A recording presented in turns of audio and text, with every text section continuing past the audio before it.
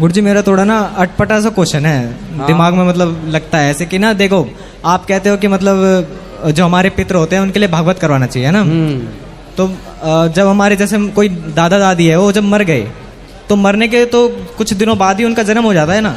तो फिर जब मान लो हमने 2-3 साल बाद कोई भागवत करवाया तो फिर वो उनको कैसे सदगति करवा सकता है? उनकी कैसे सदगति होगी? हाँ। भागवत सुनने से यदि किसी की सदगति नहीं हुई तो सदगति हो जाती है, और यदि उनकी सदगति हो गई है तो फिर वो भागवत का पुण्य आपको और आपके बच्चों को प्राप्त होता है। अच्छा। उससे आपका उत्थान होगा, आपके बच्चों का, क्योंकि आपके पितरों की तो सदगति हो चुकी है। अच्छा। यदि सदगति नहीं हुई, कोई नरकगामी है तो वो नरक से निकालकर उनका कल्याण कर देगा। वो पुण्य उनको सदगति प्रदान करा देगा और बाकी पुण्य वो आपके खाते में होगा। फिर वो उन्होंने चाहे कितने भी पाप करे हो जिंदगी में, कौन? जैसे कि हमारे दादा कोई दादी, कितना भी बड़ा पापी हो, और धुंधकारी से बड़ा पापी कौन होगा? पर भागवत में लिखा है, ये मानवः पाप कृतस्तु सर्वदा सदा दुराचार रता विमार्ग गाहा क्रोधाग्नि दग्धः कुटिलाश्च कामिनः सप्ताह यज्ञेन कलौ पुनन्ति ते। कितना भी बड़ा पापी हो वो भागवत सुनने से मुक्त हो जाता है। ये भागवत जी का प्रभाव है। घर पे जो संत वंत आते हैं हाँ। उनको देना चाहिए जो भी है दान, खाना पीना। तो हमारे यहाँ पे ना ऐसे ऐसे आप बाबा बन के आ जाते हैं, दांत वात काले हो रखे हैं, पूरे गुटका उटका खा के सर पे बांध रखा है, और बेटा कुछ दे दे ये वो। हम बोलते हैं जब जो लेना है खाने पीने का जो ले लो, नहीं कहते नहीं पैसे दो हमारे को। नहीं, पैसे वालों को मत दो ना, समझ लो कि गलत है। फिर मुंह बना के जा रहे होते हैं वहां से। कोई दिक्कत नहीं। सही को ना ठुकराना और गलत को ना गले लगाना। खाने पीने का ही देना है मतलब। हाँ, जो देना खाने पे भाई बोलो हम रोटी दे दो, आओ बैठो भोजन करो। ठीक। बोले पैसा की क्या जरूरत है आपको, कमाओ आनंद से। अच्छी कम खाओ, मस्त खाओ, ऐसी चीजें खाओ जिसमें प्रोटीन हो, विटामिन हो, अनेक चीजें हो। फल खाओ, संतरे का रस लो, अनार का। पिज्जा बर्गर खाने वालों का मुंह बाद में ऐसा हो जाता है, पहले ऐसा हो जाएगा। मेरा हो ही रखा है सर। हाँ। तो जितना अच्छा खाओगे, देखो शरीर क्या है, आप गाड़ी नहीं खरीदो, समय समय पर सर्विसिंग कराते रहो, समय समय पे बढ़िया ऑयल, बढ़िया डीजल पेट्रोल शुद्ध डालोगे और मिट्टी का तेल डालने लग जाओ, इंजन बैठ जाएगा कि नहीं? सही बात भाई। वही है, शरीर भी एक प्रकार का इंजन है। शरीर को जितना हेल्दी फूड खिलाओगे, जितना हेल्दी चीज खिलाओगे, शरीर उतना लंबे टाइम तक स्वस्थ रहेगा और आपके काम आएगा। जितना जंक फूड, गलत चीज खिलाओगे, उतने जल्दी बर्बाद आपको करेगा, खत्म हो जाओगे। तो मतलब मेरे को लहसुन प्याज बिल्कुल ही छोड़ देना चाहिए? लहसुन प्याज की तो हमने बात नहीं की, छोड़ दो आप, वो आपकी मर्जी है। हमने तो चाउमीन बर्गर की बात की है। गुरुजी मैं खाता हूँ लहसुन प्याज तो मम्मी बहुत ज्यादा गुस्सा करने कोई बात नहीं, ये चीज धीरे धीरे भी आप छोड़ दें, कोई जल्दी नहीं। लेकिन ज्यादा क्या खाना चाहिए, इस उम्र में आपको मक्खन खाना चाहिए। खिलाती नहीं है, क्या करें हम? गैया रखे हो घर में? नहीं है। तो मैया कहाँ से लाए मक्खन?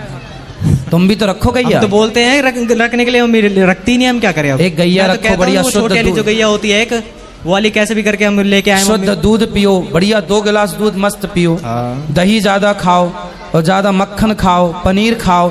गाय माता के आसपास रहने वाला व्यक्ति और गाय के दूध से बने पदार्थ को लेने वाला व्यक्ति बीमार नहीं पड़ेगा। याद, औरों की अपेक्षा वो 99% कम बीमार पड़ेगा, लिख लो। कहते हैं कि सब घर में भैया इतनी गाय तो रखो कि तुम्हें दूध बाजार से ना खरीदना पड़े। आजकल बाजार का दूध बिल्कुल जहर है, कोई गारंटी नहीं है कि शुद्ध दूध है। बोलो बेटा। राधे राधे। इन बंधुओं जिसका शासक उसका नाम अयोध्या है। अरे किंतु शोक में डूबी, दुख से दूनी हुई अयोध्या थी। वाह, राधे राधे। बहुत सुंदर जी। हम इसके पिताजी हैं। वाह। मेरा नाम पवन त्रिपाठी है। ये बच्चा 5 वर्ष की आयु से ही धार्मिक कविताएं ऐसे बोलता रहता है बहुत मंचों पे। अच्छा है। इसका नाम कविराज रघुनंदन है और यूट्यूब पे इसका चैनल भी है कविराज रघुनंदन के नाम से। खुश रहिए, खुश रहिए। राधे राधे गुरुजी। जी जी, आपके चरणों में कोटि कोटि प्रणाम। खुश रहिए। बहुत टाइम से आपको यूट्यूब में देखते थे और आपको ही कीर्तन भजन देख देख के बिल्कुल आप में ही मन लगा हुआ है, और भी लोगों को हमने प्रेरित किया। और माता जी भी हमारी आपके यहाँ वृद्धाश्रम में रहने के लिए परेशान है बहुत ज़्यादा। आपकी माँ? हाँ। क्यों? वो इतना ज़्यादा आपका भजन देखती हैं कि उनको लगता है कि वहीं जाके ही जाकर जो सुख मिलेगा। मैं कहती हूँ कि मैं प्रयागराज में ही रहती हूँ, वो सतना में रहती हैं। नहीं, वृंदावन में ज़रूर लाऊंगी और दर्शन भी करना है आके वहाँ पे। जी जी। दूसरा सवाल मेरा सिर्फ ये था कि अगर मुझे गुरु दीक्षा लेना है तो गृहस्थ आश्रम में कब लेना चाहिए? जब बच्चों की शादी हो जाए, या मुझे ये ज्ञान नहीं है, मैं माँ दुर्गा जी की उपासक हूँ। गुरु मंत्र तो देखो जब समझ आ जाए ले लो, गुरु मंत्र जरूर लेना चाहिए। अच्छा, गुरु मंत्र अगर आपसे मैं लेना चाहूँ तो कब ले सकती हूँ? वृंदावन आइएगा माँ को लेके तो वहीं ले लीजिए। अच्छा, वही मिल जाएगा। ठीक है, राधे राधे गुरु। खुश रहिए। हाँ, राधे राधे गुरु जी। राधे राधे। गुरु, जैसे आप अगर सही हैं लेकिन कुछ लोग गलत आपके साथ करना चाहते हैं, जैसे आप सीधे साधे तो लोग जबरदस्ता लोग जो है, तो क्या करना, कैसे उनका सामना करना चाहिए, कैसे क्या करें, समझ में नहीं आता है। आपसे कोई बात करे तो आप उनको समझा दिया करो क्या सही है क्या गलत है, बाकी मेरे से जो बात करता मैं समझा ही देता हूँ। हाँ, नहीं गुरु, जो समझाने के ठीक है, कुछ संघर्ष करना चाहिए ना गुरु जी। हाँ, जीवन तो संघर्ष से भरा है। संघर्ष करना चाहिए ना। ठीक है गुरु, राधे राधे गुरु। जरूर जरूर जरूर। बस ट्रैवल है, एजेंसी है, पेट्रोल पंप है। तो पेट्रोल तो खूब बिक रहा है। वो बस जो ट्रैवल चलता है वो एजेंसी, पेट्रोल ट्रैक्टर की एजेंसी है, वो काम चलती है। तो चलेगी, जितना चल रहा है जो है बहुत है, उसमें और अच्छा काम करते रहो, चलेगा। धन्यवाद गुरुजी। राधे राधे गुरुजी। जी जी गुरुजी, हम बेंगलोर से आए हैं। हाँ, हम बेंगलोर में आईटी विभाग में काम करते हैं। मेरे मम्मी पापा राजस्थान में रहते हैं। वो मुझसे बहुत नाराज़ है। बचपन में कुछ छोटे मोटे गलती कर दिया था मैंने, तो मैं भी उनकी अभी सेवा करना चाहता हूँ। आपके कथा के माध्यम से मैं उनसे माफ़ी मांगना चाहता हूँ। तो आप उनको बोल दीजिए गुरुजी की जो कौन है वो आपके माता पिता, उसे और बेहतर बनाओ, जहाँ कमी रह गई हो उसे सुधारो और आगे बढ़ो। रोना नहीं, हारना नहीं, और नंबर के भरोसे मत रहना। आगे कुछ बिजनेस प्लान कर लो, कुछ काम करना है। यदि नौकरी लगी तो अच्छा है, नहीं तो बिजनेस जिंदाबाद है। राधे राधे। हारने का नहीं जीवन। राधे राधे। जी, हम तो वैसे बिहार से हैं लेकिन रहते गाजियाबाद दिल्ली में हैं। और आपसे तो मैंने कभी सोचा ही नहीं था इतना करीब से इतनी जल्दी मुलाकात होगी। हम मन में बस लेके ये बात आ गए थे कि इस बार गौरी गोपाल जाएंगे, और आ भी गए और आपको इतना नज़दीक से देखा और इतना सेवा भाव देखा। धन्य है आप। मैं गुरुजी एक सवाल मतलब सब लेडीज़ों की तरफ से पूछना चाहती हूँ कि ठीक है, सबके प्रति मतलब होनी चाहिए दया, लेकिन एक जो पति होते हैं तो उनको सबसे पहले पत्नी को रखना चाहिए, बच्चों को रखना चाहिए, घर वालों को रखना चाहिए। सबसे ठीक है सब कोई, और हम भी ठीक हैं, लेकिन हमसे बात करने के लिए उन्हें चाहिए कि मतलब हमसे सीरियस होकर बात करेंगे, सबसे हंस के बात करेंगे। इस बात का मुझे दुख है।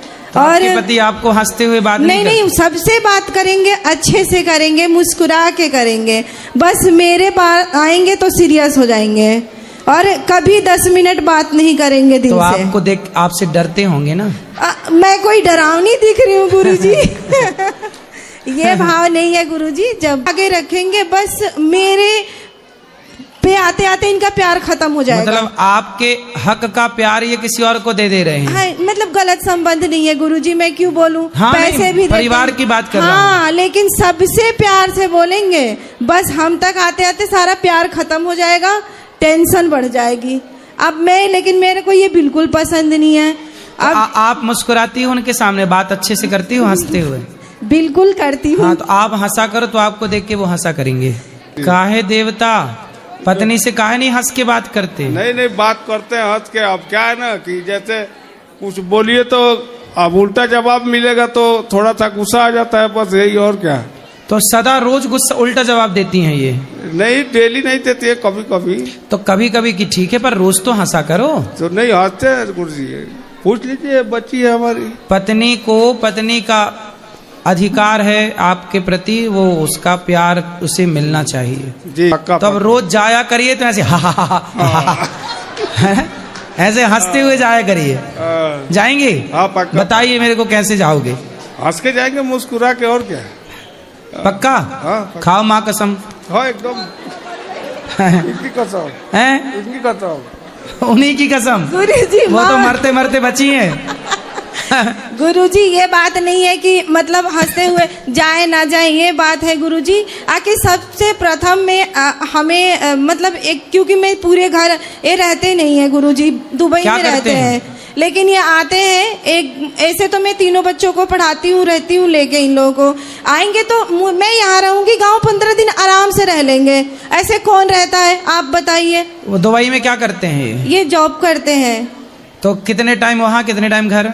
6 महीने पे आते हैं, 1 महीना के लिए आते हैं। और 1 महीने में भी 15 दिन गाँव चले जाते हाँ हैं? गुरुजी, और वहाँ अरे! एकदम खुश रहेंगे। मेरे यहाँ आने पे इनको लगेगा कि कितना मैं दुख दे रही अरे, हूँ। कितना- और गुरुजी ये आज की बात नहीं है, मेरे माँ बाप ने 15 साल में शादी कर दी।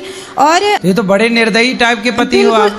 और गुरुजी रोती भी हूँ, सोए रहते हैं। अब फिर मैं कुछ फेंक के मार के जगाऊंगी कि मैं रो रही हूँ। तो आप मारती भी हो? नहीं गुरुजी वैसे नहीं, ऐसे करके तकिया उकिया की जग जाओ। मैं बेलन रो रही हूँ। वगैरह, बेलन नहीं वगैरह। नहीं गुरुजी, कभी मैंने जवाब भी नहीं दिया था, अब दे रही हूँ। बात करा, मतलब 1 महीने के लिए आते हो, उसमें ही 15 दिन लापता हो जाते हो? नहीं साथ में लेके जाते हैं गुरुजी, गाँव साथ में लेके जाते हैं। ये तो कह रहे हैं अकेले चले जाते हैं। नहीं प्यार से रहा करो। चलो पति को, पत्नी को आई लव यू बोलो। I love you, I love you.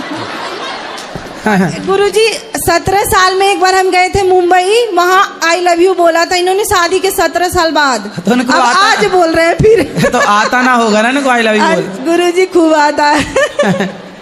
काहे नहीं बोला भैया आपने नहीं। 17 साल तक आई लव यू? बोले थे, वो ले गए थे उधर मंदिर में, तो फूल दे के बोले थे। हैं? हाँ, फूल भी दिया था।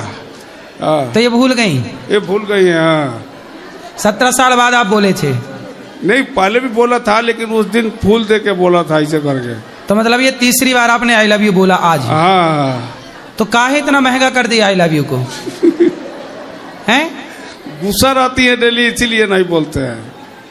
तो आप आई लव यू बोल के मना लिया करो। हाँ, तो अब आज से रोज बोलेंगे ना, सुबह शाम दोनों टाइम बोलेंगे। हाँ, रोज सवेरे शाम आई लव यू बोलना आपको। हाँ, दोनों पक्का टाइम वादा? बोलेंगे। पक्का होगा, पक्का। हाँ, बस। इनकी बात। गुरुजी एक्चुअली मेरे भाई की शादी हुई थी 2 साल पहले, और 15 दिन में ही लड़की घर छोड़ के चली गई। हम लोग लेगोस नाइजीरिया में रहते हैं। मैया चुप रहो, लड़ने आई हो वृंदावन मेरी माँ? बैठ जाओ, बैठ जाओ। पाताल नहीं चली गई मेरी माँ धक्के से। बैठ जाओ। अरे राम राम, तुम्हारे पति कैसे रहते होंगे तुम्हारे संग? आत्महत्या ना करने तुम्हारे पति। सही है।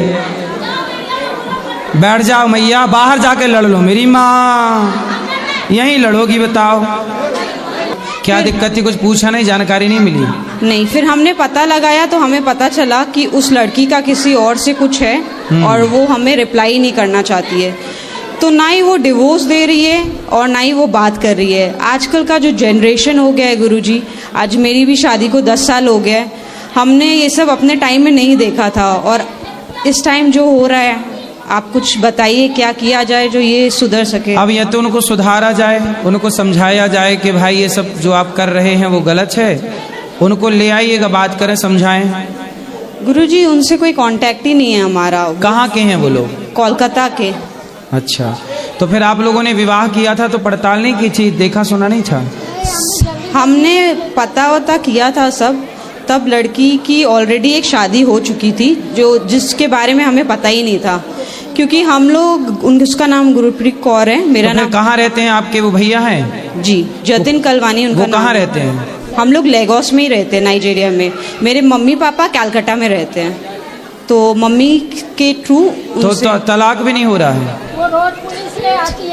मम्मी को एक दिन वो घर में आके मेरे मम्मी पापा को मतलब ड्रिंक करके आई थी, पता नहीं क्या, उसने मेरे मम्मी पापा को इतना इंसल्ट किया। मेरे पापा को स्लीप एपनिया है, उसकी वजह से मेरे पापा लिटरली ब्रीथ नहीं कर पा रहे थे। हमने उसी समय पुलिस को बुलाया, बट पुलिस ने भी बोल रहा है कि वो कुछ नहीं कर सकते हैं। आजकल लड़की लोग का ज़्यादा सुनते हैं। जब शादी हुई थी हम भी उनके साथ गए थे दार्जिलिंग, साथ में हम सब गए थे। उसी टाइम गुरुजी वो सिगरेट, दारू पीना, और आजकल का जो जनरेशन हो गया गुरुजी, उसके लिए क्या किया जाए? क्योंकि मुझे शादी को 10 साल हो गया है, हम लोग भी यही मतलब समझ में नहीं आ रहा है कि क्या बोला जाए। मेरे भाई की तो ज़िंदगी ख़राब हो गई है।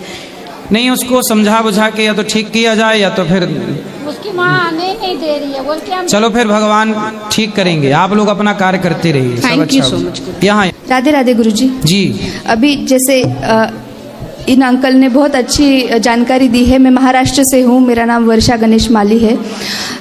मतलब मैं भी आपके ज़रिए देश के जो मोदी जी है या फिर बड़े लोग अच्छे पद पर है, धर्म के मार्ग से चल रहे हैं, उनके लिए एक मेरा मतलब भारतीय नागरिक होने की वजह से मैं एक विनती करना चाहती हूँ कि हमारा देश अगर मतलब आगे जा सकता है धर्म के मार्ग से, तो वो जैसे अश्विन उपाध्याय बोल के सुप्रीम कोर्ट के एक वकील है, उनके रील्स में वो बहुत अच्छी जानकारी देते हैं कि हमारे कानून में बदल होना चाहिए, कानून सख्त होना चाहिए। जैसे चाइना में आप मुस्लिम वहाँ पे भी है, लेकिन इतने मतलब वहाँ पर लाइन में रहते हैं, वो एकदम क्रॉस ही नहीं कर पाते क्योंकि वहाँ का कानून सख्त है। हमारा भी कानून सख्त होना चाहिए। जैसे अभी कोई बोल रहा है कि हिंदुओं की संख्या बढ़नी चाहिए, अभी आज की महंगाई में मैं खुद माँ हूँ, मेरे 2 बच्चे हैं, लेकिन उनको पालना, अच्छी शिक्षा देना और भविष्य के बारे में भी तो, और फिर ये सब अभी कलयुग में अल्पायु है, तो हम ज़्यादा बच्चे पैदा करने के बजाय जो कानून है इस देश में हर एक को 2 ही बच्चे होने चाहिए, तो वो फॉलो करे। मतलब वो जो लोग 14 और 15 बच्चे फॉलो करते, उनके ऊपर कड़क शासन होना चाहिए कि 1 या 2 से ऊपर उनको होने नहीं चाहिए। अगर हुए तो उनका नागरिकत्व रद्द होना चाहिए। अब देखो ये सब क्या कानून बना रही है सरकार, इससे समाज का सौहार्द बिगड़ेगा। जो भाईचारा हम हिंदुओं का है आपस का, वो भी खतरे में चला जाएगा। एक तरफ तो सरकारें कहती हैं कि हम सबको मिलजुल के रहना है, बटोगे तो कटोगे, और खुद सरकारें ऐसे कानून बना रही है जिससे देश सनातन बट रहा है। तो सरकारों को ऐसे कानून यूजीसी ना, हाँ यस, यूजीसी इत्यादि नहीं होना चाहिए, और समाज को कुछ ऐसा करो कि इस देश में सबको न्याय मिले। चाहे अगड़ी जाती हो या पिछड़ी जाती हो, अत्याचार किसी पर भी हो तो न्याय मिलना चाहिए। जिस देश में न्याय ना हो वो देश कहाँ है। इसलिए यहाँ अगड़ा पिछड़ा बंद करके, जातवाद का जहर मिटा के, वो सारे सनातनियों को मिलजुल के तो रहना चाहिए। हम लोग तो मिलजुल के रहते भी हैं, पर सरकारें ऐसे ऐसे कानून बना रही है कि आपस में फिर लड़ाई करवा देगी सरकार। लेकिन मुझे भगवान पे भरोसा है, भगवान पे मुझे भरोसा है कि भगवान तो सब ठीक ही कर रहे हैं, पर मोदी जी को अभी जिम्मेदारी देश ने दे रखी है, तो मोदी जी को चाहिए कि सबका साथ सबका विकास करने का नारा दिया था, तो अब सबके साथ में सामान्य वर्ग को काहे छोड़ दिया मोदी जी ने। सबके साथ में मोदी जी के हिसाब से सामान्य वर्ग नहीं है इसका मतलब, क्योंकि सामान्य वर्ग को तो अलग कर दिया ना उन्होंने। क्यों? कोई भी पिछड़ा सामान्य के लड़के को झूठे आरोप लगाएगा तो सामान्य वाले को जेल जाना पड़ेगा, जो यूजीसी का कानून आया है। इसका मतलब इस डर से बच्चे पढ़ेंगे नहीं, क्योंकि आपका बिल्कुल टॉप कैरियर है और तभी कोई ने झूठा आरोप लगा दिया, आपका पूरा भविष्य बर्बाद हो जाएगा। तो सबके साथ सबके विकास में मोदी जी से पूछना पड़ेगा कि सामान्य लोग हैं कि नहीं। सबका साथ सबका विकास, सबका विश्वास में सामान्य लोग मोदी जी के सबके साथ में हैं कि नहीं, क्योंकि मोदी जी का नारा है सबका साथ सबका विकास। तो सबके साथ सबके विकास में सामान्य वर्ग है या नहीं? आपकी बात हो तो मोदी जी से पूछिएगा। नहीं, मेरी बात तो नहीं हो सकती, मैं तो इतनी मतलब एक छोटी तुच्छ नागरिक हूँ, एक भगवान की छोटी सी भक्त हूँ। लेकिन मैं आपके मतलब आपके लाखों फॉलोअर्स है, आपको सुनते हैं, जैसे अभी हम इन्होंने बहुत मोदी जी से बहुत संभावनाएं हैं। मोदी जी बहुत उम्मीद है हमें बहुत अच्छे हैं। मोदी जी से हमारी विनती है कि आप देश को बांटे ना। हाँ, आपने यदि सबका साथ सबका विकास का नारा दिया है तो अपनी आखिरी सांस तक पूरे बीजेपी को उस सबके साथ सबके विकास के नारे पर ही काम करना चाहिए। यदि आप उसे छोड़ देंगे, यदि आप अपना धर्म ही छोड़ देंगे, तो फिर आप कहाँ रहे। इसलिए सबका साथ सबका विकास ये नारा बहुत अच्छा है मोदी जी का, लेकिन अब ये टूटता हुआ नजर आ रहा है। और ये तो मेरा देश, लेकिन हम सब भारतवासियों को विश्वास है कि मोदी जी भारतवासियों के विश्वास को टूटने नहीं देंगे। इसलिए यूजीसी का जो कानून है इसे वापस लिया जाए। और गुरुजी एक मेरा पर्सनल सवाल था, मतलब मैं महाराष्ट्र से हूँ, हमारे यहाँ पे तुकाराम महाराज बोल के बहुत बड़े संत हुए हैं, लेकिन जैसे मैं पूजा वगैरह करती हूँ तो जो नास्तिक लोग हैं तो मुझे वो पूछते हैं कि उनके 11वें वंशज ने आत्महत्या क्यों की, जबकि वो मतलब ईश्वर प्राप्त लोगों के किन्होंने आत्महत्या की? उनके 11वें वंशज। किसने? भगवान कृष्ण के? नहीं, तुकाराम महाराज जी के 11वें वंशज थे। तो वो कीर्तन करते थे महाराष्ट्र में, लेकिन उन्होंने आर्थिक तंगी से आके आत्महत्या कर ली। तो फिर मतलब ऐसे बोलते हैं ना कि ईश्वर प्राप्त भक्त के 21 पीढ़ी तर जाती है। तो फिर ये 21 पीढ़ी तर जाती है, तो ये तो 11वीं पीढ़ी में थे, तो फिर आत्महत्या क्यों की? ये मुझसे पूछते हैं, अभी मेरे पास तो उसका जवाब नहीं है। आत्महत्या की कि नहीं ये तो लोग बोल रहे होंगे। यदि की भी आत्महत्या तो चूंकि भक्त हैं, तो भक्त हैं तो 21 पीढ़ी तरेगी, तो आत्महत्या करके मृत्यु हुई तो वो भी तर ही गए होंगे, कोई भूत प्रेत थोड़ी बने होंगे, तो उनकी मुक्ति तो हो ही गई होगी। हो सकता है कि अफवाह फैला दी हो कि आत्महत्या कर लिए। अब तो लोग ये भी कहते हैं कि उसने आत्महत्या की थी, दिल्ली बॉलीवुड का कौन था लड़का एक्टर, सुशांत को भी लोग कहते हैं कि बॉलीवुड के सुशांत ने आत्महत्या कर ली। लेकिन कंफ्यूजन ये है कि आत्महत्या नहीं की, उसका मर्डर हुआ, ऐसा कुछ लोग कहते हैं। तो अब मर्डर है कि आत्महत्या है तो भगवान जाने। अभी तक ओपन नहीं हुई ना उसकी हिस्ट्री, तो वो सब गुत्थी उलझी हुई है। तो वही है कि महापुरुषों के बारे में भी कोई अफवाह फैला दिया हो कि भाई आत्महत्या कर ली, हो सकता है ना किया हो आत्महत्या, ठीक है, ये भी तो हो सकता है। धन्यवाद।